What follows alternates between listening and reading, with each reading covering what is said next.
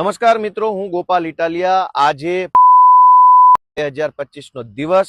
આજે ભાજપ અને કોંગ્રેસના નકલી ખેડૂત પ્રેમી નેતાઓની બે વાત સાવ ટૂંકમાં મારે કહેવી છે। પહેલી વાત કે ભાજપના પ્રદેશ પ્રમુખ ગઈકાલે અથવા પરમ દિવસે અથવા ગમે ત્યારે મેં તો એક વિડીયો જોયો, એમાં એવું બોલે છે કે ભાઈ દિલ્હી અને પંજાબથી આવેલા લોકો ખેડૂતોના મસીહા બનવાની કોશિશ કરે છે। ભાઈ, ગુજરાતમાં વર્ષોથી ખેડૂતોએ જેને મત આપ્યા છે એ લોકો જો ખેડૂત ઉપર દંડા ચલાવે તો દિલ્હી અને પંજાબના નહીં, આખા ભારત દેશના નેતાઓ અહીંયા આવશે અને ખેડૂતોના હામી બનશે। એમાં કંઈ ખોટું નથી। એટલે ખેડૂતોને આ છેલ્લા ઘણા દિવસોથી માવઠું થયું। સરકાર મીટિંગ ઉપર મીટિંગ, ફોટા ઉપર ફોટા, વિડીયો ઉપર વિડીયો બનાવે છે, પણ નક્કી કરી શકતા નથી કે સહાય કેટલી ચૂકવશે, ક્યારે ચૂકવશે, કોને ચૂકવશે, કેવી રીતે ચૂકવશે। ભાષણો કરવામાં તો ભાજપના પ્રદેશ પ્રમુખ છે એ શુરા છે, મોટો સિંઘમ બનીને ભાષણો તો બહુ કરો છો। જાઓ જોઈને તમારી સરકારોને કહો કે કેટલા રૂપિયા આપવાના છો, હેક્ટર દીઠ કેટલા, એકર દીઠ કેટલા, વીઘે કેટલા, નુકસાની કેટલા ટકા ગણશો, 100% ગણશો, 80, 90, 85 શું કરશો? કશું જ કંકોડાની ખબર નથી અને ભાષણો કરે છે। આમ આદમી પાર્ટીનો વિરોધ કરે છે, આમ આદમી પાર્ટીને ગાળો દે છે। ભાજપના પ્રદેશ પ્રમુખની સાથે સાથે કોંગ્રેસના નેતાએ પાછા જોડાયા છે આમ આદમી પાર્ટીના વિરોધમાં। કોંગ્રેસના એક નેતાએ મારું નામ લઈને ચિલ્લાઈને એવું કીધું કે ગોપાલ ઇટાલિયાએ ઓછી માંગણી કરી વળતરની। દોસ્તો, આમ આદમી પાર્ટીની દિલ્હીમાં 10 વર્ષ સરકાર હતી ત્યારે 1 હેક્ટર દીઠ 50,000 રૂપિયાની સહાય આમ આદમી પાર્ટીની સરકાર ચૂકવતી હતી।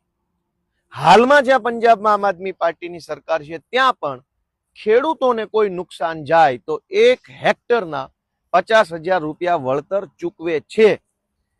એટલે કે આમ આદમી પાર્ટી જેટલા રૂપિયા વાસ્તવિક રીતે બીજા રાજ્યમાં જ્યાં સરકાર હોય ત્યાં ચૂકવે છે એટલા જ રૂપિયા ચૂકવવાની માંગણી મેં અહીંયા કરી। ઓછા પણ નહીં, વધુ પણ નહીં। મેં ગુજરાતના ઇતિહાસમાં કોઈ દિવસ 1 હેક્ટરના 25,000 રૂપિયા પણ ભાજપની સરકારે નથી ચૂકવ્યા, ગુજરાતના ઇતિહાસમાં નહીં।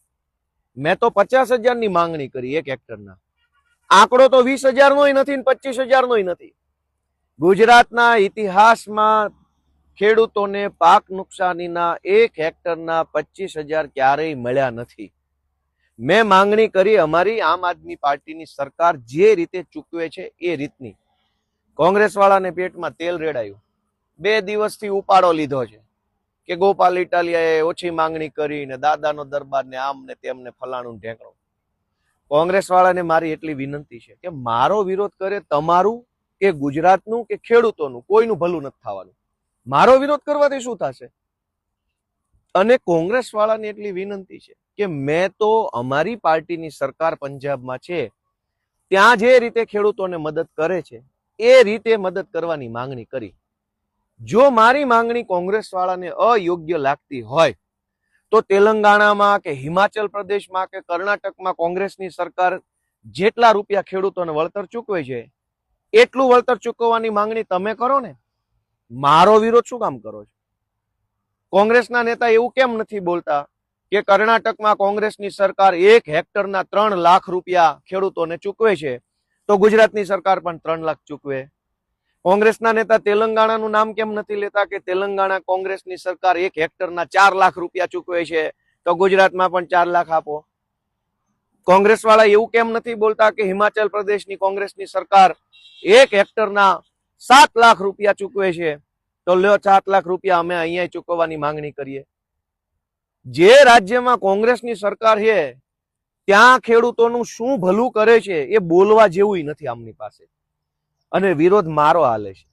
મારો વિરોધ કરવાથી ગુજરાતની જનતાને કે ખેડૂતોને શું ફાયદો છે? મેં એમ કીધું કે અમારી પાર્ટીની સરકાર જેટલા આપે છે એટલા ગુજરાતની સરકાર આપે। કોંગ્રેસ વાળા એવું કેમ નથી બોલતા કે કર્ણાટક, હિમાચલ પ્રદેશ ને તેલંગાણામાં કોંગ્રેસની સરકાર 1 હેક્ટરે કેટલા રૂપિયા પાક નુકસાની આપે છે?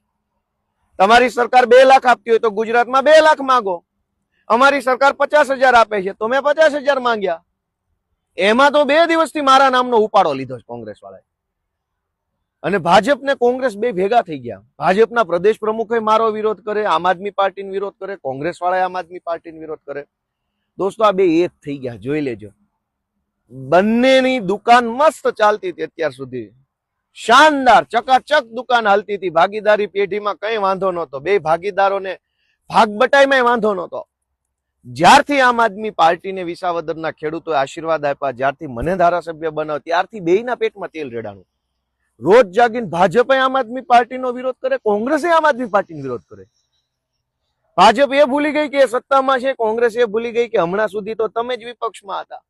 બે ભેગા થઈ ગયા, અમારો વિરોધ કરે છે. મિત્રો આ વાતને ઓળખજો. કોંગ્રેસના મિત્રોને વિનંતી કે મારો વિરોધ રહેવા દો બાપા. તમે તમારી પાર્ટીની સરકારો જે રાજ્યમાં છે ત્યાં શું કલ્યાણ કર્યું, શું ભલીવાર કરી છે એ ગુજરાતની જનતાને જણાવો. અમે ભાજપનો વિરોધ કરી રહ્યા છીએ. ભાજપના પ્રદેશ અધ્યક્ષને વિનંતી છે કે તમારે અમારું નામ લેવાની જરૂર નથી બાપા. નવા બન્યા છો, ગુજરાતમાંથી ડ્રગ્સ બંધી કરાવો, દારૂબંધી કરાવો. ગુજરાતની રોડોની હાલત તૂટેલી છે, આખા ગુજરાતમાં 1.5 ફૂટના ખાડા છે, એનું કંઈક કરો. તમારે અમારો વિરોધ કરવાની જરૂર નથી. સરકાર તમારી પાર્ટીની છે, ભાજપની. કંઈક કામમાં લાગો, તમારાથી થઈ શકે એમ છે. હજુ તમે સરકારમાં છો ત્યાં સુધી. એટલે ગુજરાતના સૌ વડીલોને, યુવાનોને વિનંતી છે કે આ બંને જો ભેગા થઈ ગયા છે એની ઉપર નજર રાખજો. જય જય ગરવી ગુજરાત.